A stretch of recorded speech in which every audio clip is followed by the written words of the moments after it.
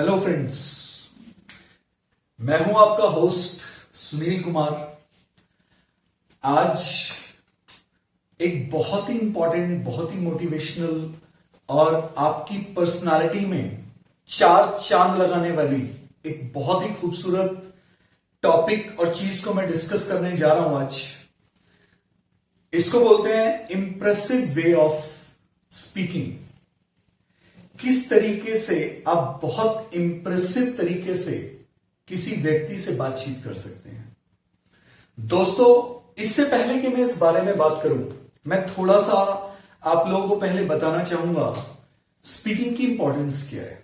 देखिए, कम्युनिकेशन का मतलब होता है बातचीत करना, दो लोगों का या दो से ज्यादा लोगों का आपस में बातचीत करना। कम्युनिकेशन हमारे जिंदगी का एक सबसे महत्वपूर्ण हिस्सा है। जानवर आपस में कम्युनिकेट नहीं कर सकते। ज्यादा से ज्यादा वो एक दूसरे को अपना गुस्सा या प्यार दिखा सकते हैं। अगर उन्हें प्यार करना है तो एक दूसरे को प्यार दिखा लेते हैं। हमें महसूस हो जाता है एक दूसरे से प्यार कर रहे हैं या इन्हें गुस्सा आ रहा है एक दूसरे पर। लेकिन अगर कोई जानवर किसी दूसरे जानवर को अपनी किसी बात को एक्सप्लेन करना चाहे, कोई उससे गलती हो गई और वो चाहता है कि उससे माफी मांगे और उसे बताए, क्या यह संभव है? बिल्कुल नहीं। इंसानों में और जानवरों में यह बहुत बड़ा अंतर है। कम्युनिकेशन, आपस में बिल्कुल खुल के एक एक चीज को आप वर्णन करने के साथ बातचीत कर सकते हैं और अपनी बातों को उसके सामने रख सकते हैं। दोस्तों, मैं ये सारी बातें आपको इसलिए बता रहा हूं, मैं चाहता हूं ये जो वीडियो है ये उन दोनों तरह के लोगों को सुनने को मिले और समझने में आए उन दोनों को। पहले वो लोग जो बहुत बातें करते हैं, लेकिन दूसरे वो लोग जो बिल्कुल बातें नहीं करते, बहुत ही कम, ना के बराबर। और जब वो किसी ऐसे व्यक्ति से मिलते हैं जो बातें करना जानता है, समझाना जानता है या बहुत बातें करता है, तो वो ये कहकर उस व्यक्ति का अपमान करते हैं या उसको शायद जो कला उनके अंदर नहीं है और दूसरे व्यक्ति में है, तो वो अपने आप को जस्टिफाई करने के लिए इस तरह की बातें करते हैं कि ये इंसान, ये लड़की या ये लड़का कितनी बातें करता है, जबकि ऐसा नहीं है। दिक्कत यह है कि आप बिल्कुल बातें नहीं करते। आप जितने बोलने की जरूरत है उतना भी नहीं बोलते। इसीलिए आपको दूसरे व्यक्ति का बोलना इतना प्रॉब्लमैटिक लगता है। फ्रेंड्स, आप सोच के देखिए एक बार कि जो स्पीकिंग है, बोलने की कला है, ये कितनी खूबसूरत कला है और ये हमेशा आपके साथ रहती है, हमेशा आपके पास रहती है। आप जहां जाते हैं, जिस जगह जाते हैं, जहां भी डीलिंग करते हैं, आप चाहे किसी कंपनी में इंटरव्यू के लिए जाते हैं या आप किसी दुकान पर कुछ खरीदने के लिए जाते हैं या आपकी दुकान है और आप कुछ बेचने के लिए as a salesman, as a shopkeeper खड़े हुए हैं, या आप अपने घर में, अपने परिवार में अपने से बड़ों से बातचीत करते हैं या अपने छोटों से बातचीत करते हैं या आपसी जो बराबर की एज के लोग हैं उनसे बातचीत करते हैं, तो कितना खूबसूरत एहसास होता है और कितना अच्छा लगता है कि हम अपनी बातों को किसी को बता पाते हैं, समझा पाते हैं। बहुत सारे लोग इस दुनिया में इसलिए परेशान हैं, इसलिए उनके रिश्ते खराब हो जाते हैं क्योंकि उन्हें अपनी बात को सही तरीके से किसी के सामने रखना ही नहीं आता। और उसके बाद वो जब बात किसी को पता चलती है तो अक्सर हम उससे पूछते हैं, यार ये बात तुमने पहले क्यों नहीं बताई? तो वो बोलता है व्यक्ति कि यार मैं पता नहीं क्यों नहीं बताई, मैं बता ही नहीं पाया, मुझे समझ ही नहीं आया मैं कैसे कहूं, मैं क्या कहूं, क्योंकि उन लोगों को बात करना नहीं आता। लेकिन ये बहुत इंपॉर्टेंट चीज है, बहुत ही इंपॉर्टेंट चीज है। जो हम किसी से बातचीत करते हैं उसमें दो चीजें बड़ी खास होती हैं। एक होता है लिसनिंग, सुनना। जब हम किसी से बातचीत करते हैं तो ऐसा नहीं होता है कि हम ही बोलते रहेंगे, सामने वाला भी बोलेगा। और जो सामने वाला बोलता है उसको बहुत ध्यान से सुनना जरूरी है। एक बहुत अच्छा स्पीकर, एक बहुत अच्छा बोलने वाला वो व्यक्ति होता है जो किसी व्यक्ति को बहुत ध्यान से सुनना जानता है। क्यों? अगर वो ध्यान से सुनना सीख लेता है तो वो उसका सही जवाब देने की शक्ति रखता है। उसको समझ आता है कि मुझे क्या जवाब देना चाहिए, मुझे इसका उत्तर क्या कहना चाहिए, या मुझे किस तरीके से इस बात पर रिएक्ट करना चाहिए, अपनी प्रतिक्रिया देनी चाहिए। तो जो बहुत अच्छा स्पीकर होता है वो बहुत अच्छा सुनने वाला भी होता है। लेकिन ऐसा भी नहीं होना चाहिए कि आप सिर्फ सुनने वाले तो बहुत अच्छे हैं, लेकिन आप अपनी बात को, अपने विचारों को, अपने निर्णयों को उस व्यक्ति के सामने रखने में असमर्थ होते हैं।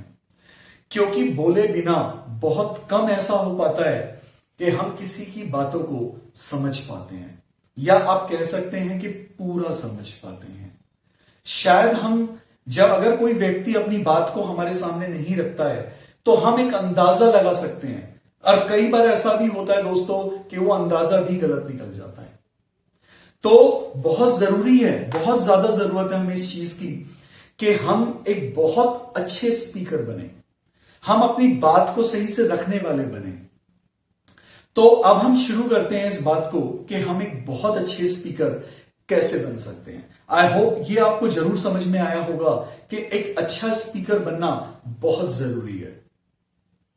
अपने किसी भी भाव को अगर हम किसी व्यक्ति के सामने रखते हैं, मैं दोस्तों जब मैं कॉलेज में भी पढ़ता था, आप ऐसे बहुत सारे लोगों से मिले भी होंगे, तो हमारे कॉलेज में भी ऐसे बहुत सारे लोग होते थे जो किसी से प्रेम भी करते थे।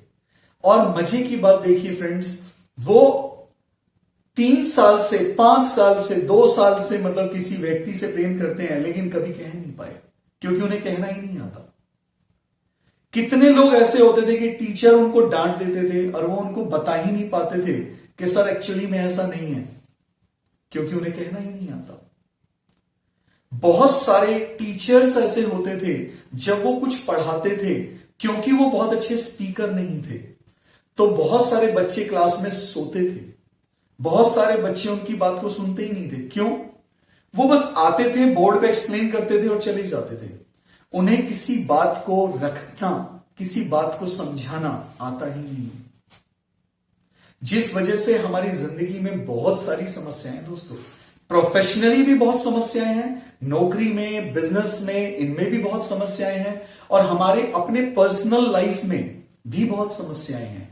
कई ऐसे पिता या माताएं होती हैं जिनको अपने बच्चों से लड़ना तो आता है, झगड़ना तो आता है, पर अपनी बात को प्यार से उनके सामने शायद रखना ही नहीं आता। तो बहुत जरूरी है। और लिसनिंग और स्पीकिंग में एक बड़ा तगड़ा कनेक्शन है, बहुत गहरा कनेक्शन है। वो ये है कि एक बहुत अच्छा सुनने वाला किसी को बहुत अच्छे से समझ सकता है, लेकिन एक बहुत अच्छा बोलने वाला, बहुत अच्छा स्पीकर अपनी बात को किसी को समझा भी सकता है। और ये आप बहुत अच्छे से समझ सकते हैं जब कोई व्यक्ति हमारी भावनाओं को, हमारी बातों को, हमारे इरादों को समझ नहीं पाता, तो हमें कितनी तकलीफ होती है। हमें ऐसा लगता है यार मैं क्या करूं, मैं इसको कैसे समझाऊं कि मेरे अंदर क्या है, क्योंकि उन्हें शायद वो चीज रखनी आती ही नहीं है। तो फ्रेंड्स, दोनों चीजें बहुत जरूरी हैं। अब मैं आपको आज सिखाऊंगा इस क्लास में बहुत अच्छे स्पीकर कैसे बने, बहुत अच्छे लिसनर, बहुत अच्छे सुनने वाले आप कैसे बने। ये मैं आपको फिर अगली वीडियो में सुनाऊंगा, अगली वीडियो में बताऊंगा। लेकिन इस वीडियो में हम सीखेंगे कि हम बहुत अच्छे स्पीकर कैसे बने। तो शुरू करते हैं। देखिए, सबसे पहली चीज, हमें अपने चेहरे पे हमेशा एक स्माइल रखनी चाहिए, मुस्कुराहट रखनी चाहिए। क्यों? जब भी हम लोगों से मिलते हैं तो वो लोग खुशी को ज्वाइन करना चाहते हैं। दोस्तों, इस दुनिया में हर व्यक्ति खुश रहना चाहता है। हर व्यक्ति, उसे अच्छा लगता है जैसे ही वो किसी चहकते हुए या खुश व्यक्ति को देखता है, और वो जब एक स्माइलिंग फेस देखता है तो मैं सच बता रहा हूं, आधा तो उसका रिलैक्सेशन आपके इस मुस्कुराते हुए चेहरे को देखकर हो जाता है। अगर काफी सारे लोग सीरियस रह के बात करते हैं या हमेशा मुंह बना के रहते हैं, आपने देखा होगा बहुत सारे ऐसे लोग होते हैं जिनको देखकर ही डर लगता है। वो इतने सीरियस और ऐसा चेहरा बना के रखते हैं कि उससे बात करने में भी डर लगता है। लेकिन काफी सारे लोग होते हैं जो बड़ा स्माइलिंग फेस रखते हैं, खुश मिजाज रहते हैं, तो उनसे हर कोई जुड़ना चाहता है, हर कोई उनसे बात करना चाहता है और उनकी बातों को सुनना भी चाहता है। अक्सर आप लोगों ने देखा होगा हमारे घर में मम्मी और पापा दोनों होते हैं। मम्मियां अक्सर खुश मिजाज होती हैं, थोड़ा सा स्माइलिंग फेस होता है उनका और अच्छा व्यवहार करती हैं, पोलाइट व्यवहार करती हैं। जबकि जो पापा होते हैं वो हमेशा थोड़े से स्ट्रिक्ट और हमेशा उनके चेहरे पे ऐसा लगता है जैसे गुस्से का भाव है हर समय या बड़ा सीरियस भाव है, ऐसा लगता है हमें हमेशा। तो जो बच्चे होते हैं पापा के नाम से ही डर जाते हैं, क्योंकि पापा शब्द आते ही उनके दिमाग में एकदम से एक चेहरा आता है जो बहुत सीरियस है, जो एकदम लड़ेगा, गुस्सा करेगा, इसलिए उन्हें डर लगता है। तो फ्रेंड्स, आप ऐसे इंसान बनिए जिसके चेहरे पे स्माइल रहती है, मुस्कुराहट रहती है, जो बहुत ही जरूरी है। ठीक है। दूसरी चीज क्या होती है, अब मुस्कुराहट जिस व्यक्ति के चेहरे पर विराजमान रहती है, आप सोच के देखिए जब वो व्यक्ति बोलेगा तो उसके मुंह से फूल झड़ेंगे। हमेशा हम लोगों से सुनते हैं कि यार उसके मुंह से हमेशा फूल झड़ते हैं। फूल झड़ने का अर्थ होता है कि वो व्यक्ति जब बोलता है तो बहुत मीठा बोलता है, बहुत विनम्रता से बात करता है। और विनम्रता, सच बताऊं तो हर व्यक्ति का गहना है। जो जिस व्यक्ति को विनम्रता के साथ बात करना आता है, मुझे लगता है उसके तो दुश्मन पैदा होना भी बहुत मुश्किल है। अगर वो दुश्मन के पास भी जाके स्माइलिंग फेस के साथ चला जाए और बड़े मुस्कुरा के स्माइल्स के साथ, विनम्रता के साथ अगर उससे बात कर ले, तो वो वैसे ही उसे माफ कर देगा। और अगर हमसे कोई गलती भी हो जाए और हम किसी व्यक्ति के पास जाते हैं मुस्कुराहट लेकर और विनम्रता के साथ हम अपनी गलती मान लेते हैं और उस व्यक्ति से प्यारा सा सॉरी कह देते हैं, तो वो व्यक्ति वहीं पर हमें माफ भी कर देता है। हां, समस्या तब आती है अक्सर कई बार जब कई लोग अपनी गलती मानने को तैयार नहीं होते। उनका अहम शायद उनसे गलती मानने ही नहीं देता। उसे लगता है अगर मैंने अपनी गलती मान ली तो मैं छोटा हो जाऊंगा, जबकि होता उल्टा है। आप कभी भी देखिए दोस्तों, अगर कोई व्यक्ति आपके सामने अपनी कमियों को, अपनी गलती को स्वीकार करता है, तो वो व्यक्ति बहुत महान हो जाता है। गलतियां करना एक बहुत ही गंदा वाला गुण है, अवगुण है, गुण नहीं है, अवगुण है, बहुत बड़ा अवगुण है।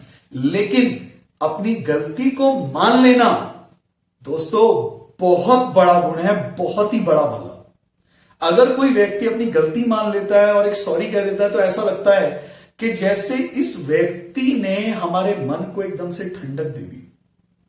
तो हमारे बोलने की जो कला होती है उसमें मुस्कुराहट का, विनम्रता का बहुत बड़ा योगदान है।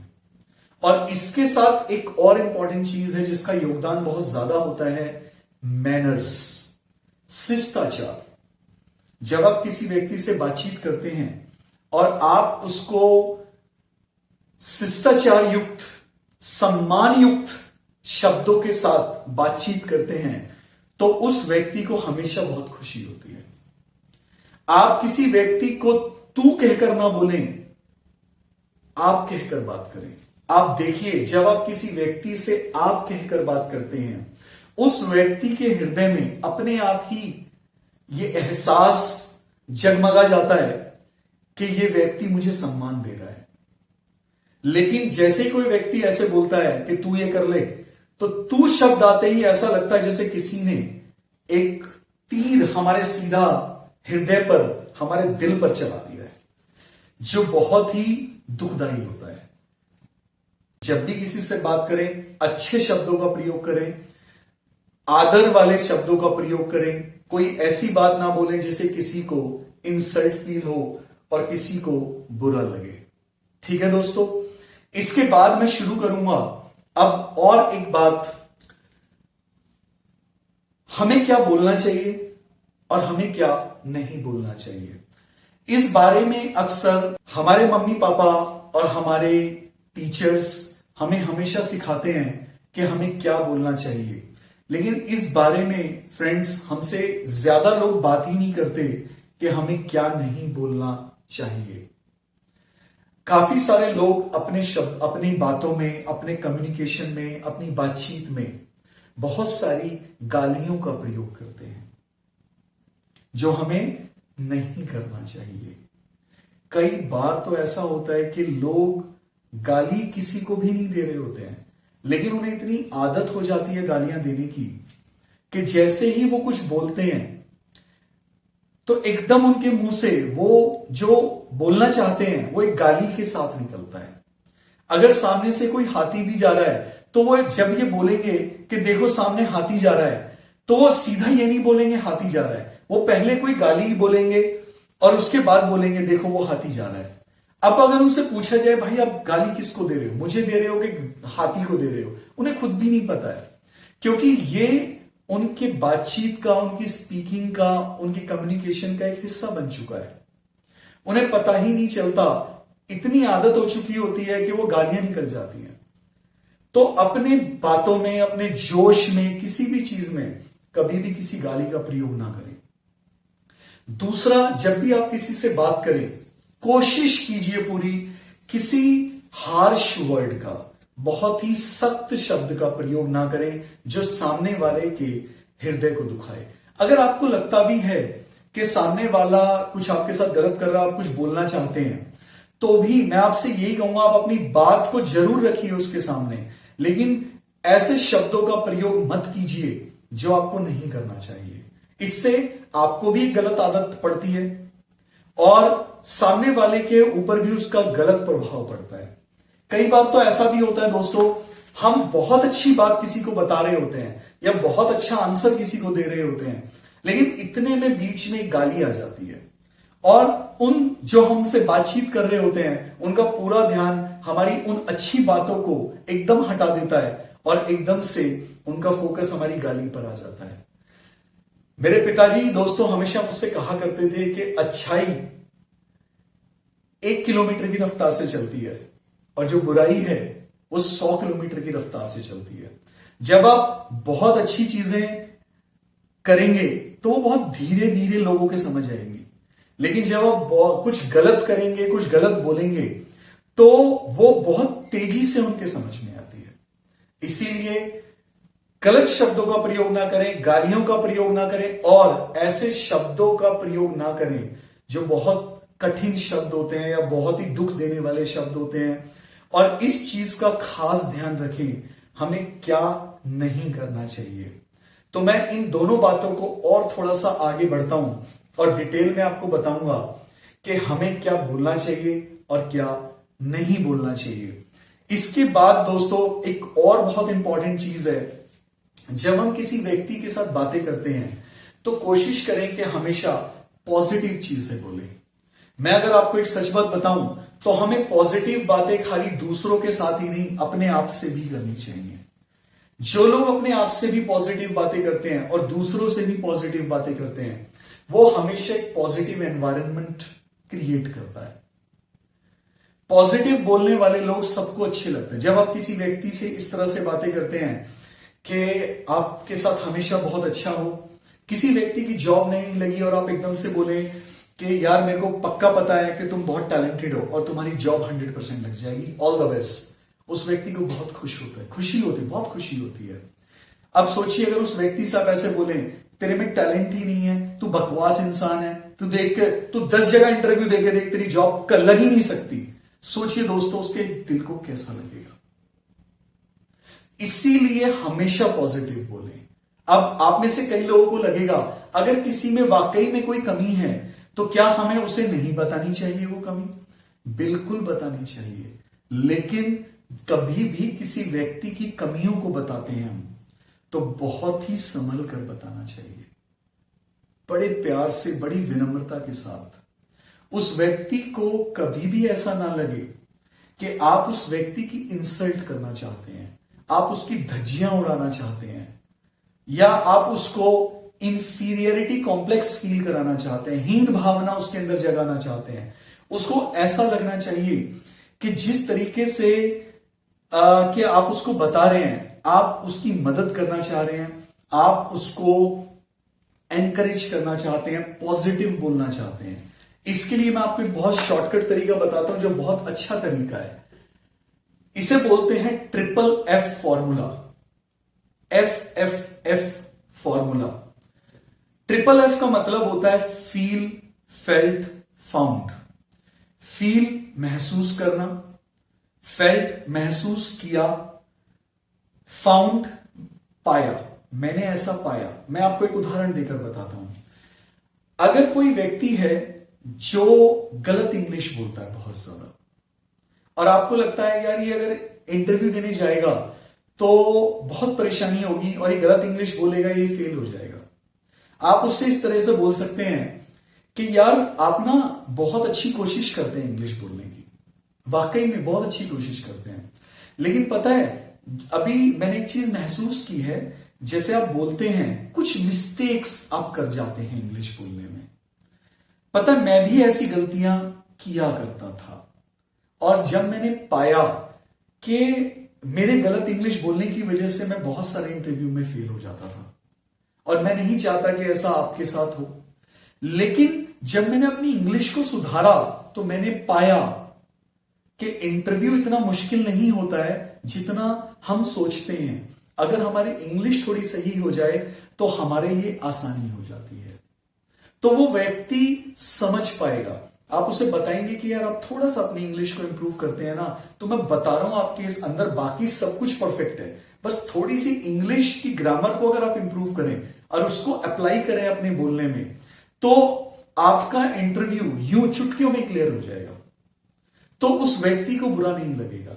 लेकिन आप सोचिए, आप सीधा बोल दें ऐसे उसको, भाई एक बात बताऊं, तुम्हारा सिलेक्शन नहीं हो सकता, थर्ड क्लास इंग्लिश है तुम्हारी। तो सोच के देखिए उस व्यक्ति को क्या फील होगा। उसको तो सीधा पूरा मोटिवेशन डाउन हो जाएगा। और अगर ऐसा 2 या 3 बार हो गया, वो आपसे रास्ते में भी कहीं मिल जाएगा ना, तो आपसे बातचीत नहीं करेगा। वो कहेगा यार मैं इससे जब भी मिलता हूं ना मेरा सारा मूड खराब हो जाता है, मुझे ऐसा लगता है जैसे मैं बिल्कुल निकम्मा हूं और मुझे बहुत बुरा महसूस होता है, तो मैं इससे बात ही नहीं करना चाहता हूं। तो दोस्तों ये याद रखिए, ये ट्रिपल एफ फॉर्मूला बहुत इंपॉर्टेंट है। आप इसको जरूर अपने जीवन में अप्लाई कीजिए, ये आपके बहुत काम आएगा और आपकी बहुत हेल्प करेगा हमेशा के लिए। चलिए अब एक और स्टेप मैं आपको बताता हूं, आर्ग्यूमेंट्स।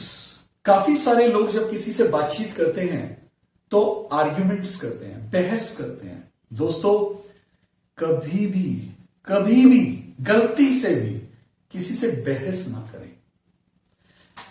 जब भी कोई व्यक्ति किसी के साथ बहस करता है, वो उस बहस को जीत जाए या हार जाए, कुछ भी हो जाए दोनों में से, पर वो रिश्ता खराब हो जाता है।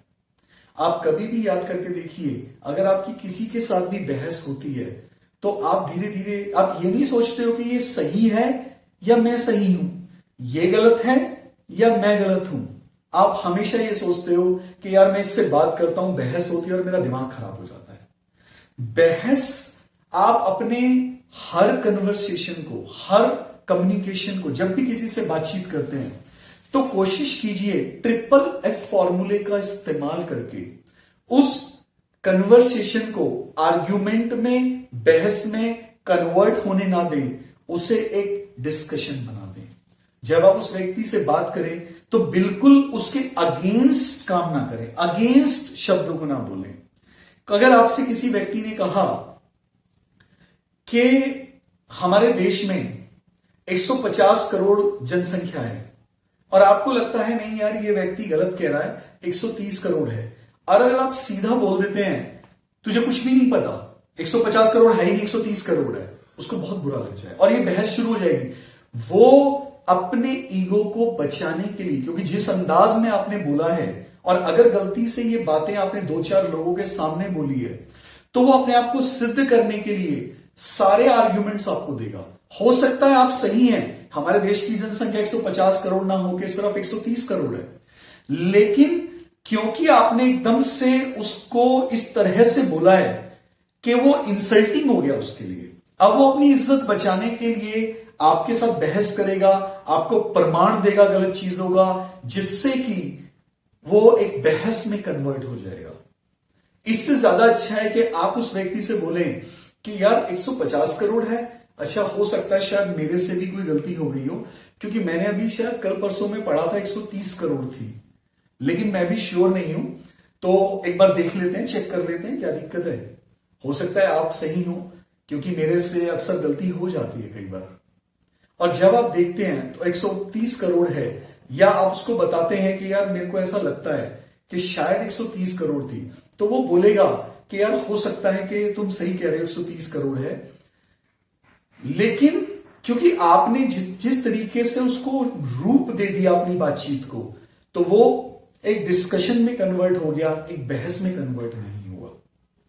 तो फ्रेंड्स, हमेशा हमेशा अपने आप को बहसबाजी से बचाएं। एक बहुत इंपॉर्टेंट पॉइंट और है, लॉन्ग स्टोरी सुनाना। बहुत सारे लोगों को एक तरह से ये एक बीमारी सी हो जाती है, जब भी वो कहीं किसी से बातचीत करते हैं तो वहां लंबी लंबी कहानियां सुनाने लगते हैं, और वो कहानियों का कोई उद्देश्य भी नहीं होता। मैं सच बताऊं, एक बार मैं आपको क्या बताऊं, मैं एक व्यक्ति से मिला और वो मेरा क्लासमेट हुआ करता था कभी, बहुत सालों के बाद मैं उससे मिला, तो वो एक व्यक्ति इंसान, मतलब शादीशुदा हो गया था, बच्चे हो गए थे, तो बहुत चेंज आ गया। अब वो मुझे एक घटना बताने लगा जब वो कहीं पर गया था, लेकिन उसने उसको इतना लंबा स्टोरी के रूप में बताया मुझे कि सुनील जी, मैं एक दिन सुबह 6 बजे उठा, फिर मैंने ब्रश किया, फिर मैं नहाने चला गया।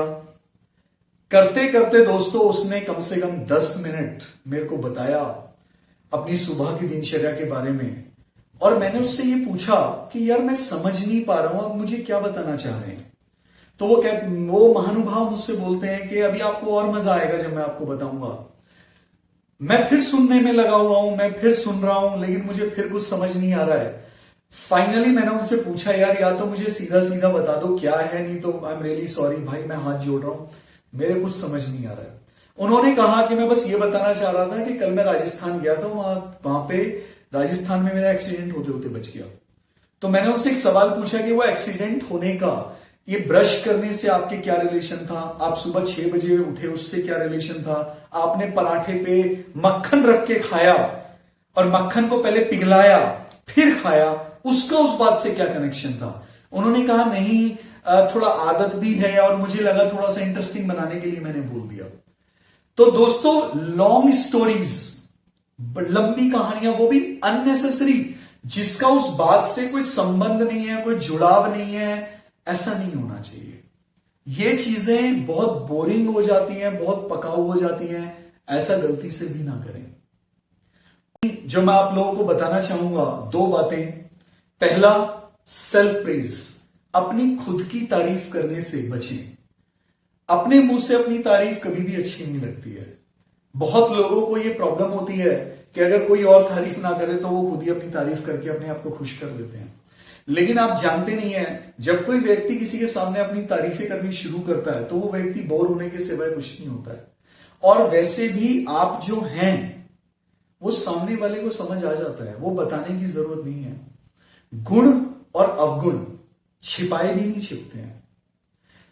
ये आपको एक्सप्लेन करने की जरूरत नहीं है उस व्यक्ति को, क्योंकि जब वो व्यक्ति आपसे कुछ देर बात करेगा, आपके साथ कुछ समय बिताएगा, वो खुद ही समझ जाएगा कि आप कितने तारीफ के काबिल हैं और कितने आपके अंदर अवगुण हैं। दोनों चीज उसे समझ आ जाएगी। लेकिन अपने मुंह से अपनी तारीफ करना, दोस्तों मैं सच बता रहा हूं, ये बहुत खराब लगता है, बहुत ज्यादा खराब लगता है। आप खुद महसूस कीजिए, जब कोई और व्यक्ति आपके सामने अपनी तारीफों के पुल बांधने लगता है तो आप धीरे धीरे बोर हो जाते हैं, परेशान हो जाते हैं। आपको लगता है यार ये बहुत इगोइस्टिक इंसान है, उसकी इमेज भी हमारे अंदर खराब हो जाती है। हम अगर किसी के सामने अपनी तारीफ ज्यादा करते हैं या तारीफ करते हैं, उसे लगता है कि हमारे अंदर बहुत अहंकार है। तो ऐसा नहीं होना चाहिए। And the last thing but not least, हमें सही समय पर सही बात करनी चाहिए। हमें यह देखने की जरूरत होती है कि हम किस समय पर क्या बात कर रहे हैं। काफी सारे लोग होते हैं जो इस बात को नहीं समझ पाते। वो बात तो सही करते हैं पर शायद गलत समय पर करते हैं। आप सोच के देखिए, सपोज कीजिए आपको किसी व्यक्ति से 2000 रुपए लेने हैं। आप को पता चलता है कि उस व्यक्ति के घर पर किसी की मृत्यु हो गई है। वो व्यक्ति वहां पर अपने घर में, सपोज कीजिए किसी के पिता की मृत्यु हो गई है, वो पिता की अर्थी के पास बैठ के रो रहा है और वहां पर आप उससे कहते हैं भाई वो मेरे 2000 रुपए आप दे दीजिए जो कल आप उधार लेके आए थे मेरे से। कितना उस व्यक्ति के हृदय में, सोच के देखिए आपकी क्या इमेज बनेगी, क्या बात कर रहे हैं आप किसी से। बहुत सारे, ये तो चलो बहुत बड़ी बात हो गई कि कोई मर गया, पर जनरल लाइफ में भी मैंने देखा है कि बहुत बार ऐसा होता है कि खास तौर से हस्बैंड वाइफ के केस में, हस्बैंड सुबह से शाम तक जॉब पे जाता है, जॉब करता है, वहां पे थक जाता है, ऊपर से ऑफिस से घर तक आने में इतना एक्सर्शन होता है, थकावट होती है, पसीना आ रहा है, वो दरवाजा खटखटाता है, दरवाजा खुलता है और उसकी पत्नी उसको खोलते के साथ ही सुनाना शुरू कर देती है, पता है आज क्या हुआ, आज आपकी मम्मी ने मेरे से ये कहा या कुछ भी। और वो एक बार भी ये समझने की कोशिश नहीं कर रही है कि शायद जो वो कंप्लेन कर रही है, जो अपना दुख दिखा रही है, कुछ और जो भी है वो शायद सही है, लेकिन शायद जिस समय पे वो ये बातें कर रही है शायद वो समय सही नहीं है। तो दोस्तों, बहुत बार ऐसा होता है कि हम गलत समय पर सही बात करते हैं जो बहुत प्रॉब्लमैटिक होती है और फिर हम ये सोचते हैं कि मैंने क्या गलत बोला। तुमने गलत कुछ नहीं बोला, गलत समय पर बोला। तो जब भी आप कुछ बोलें तो पहले तोलें और फिर बोलें।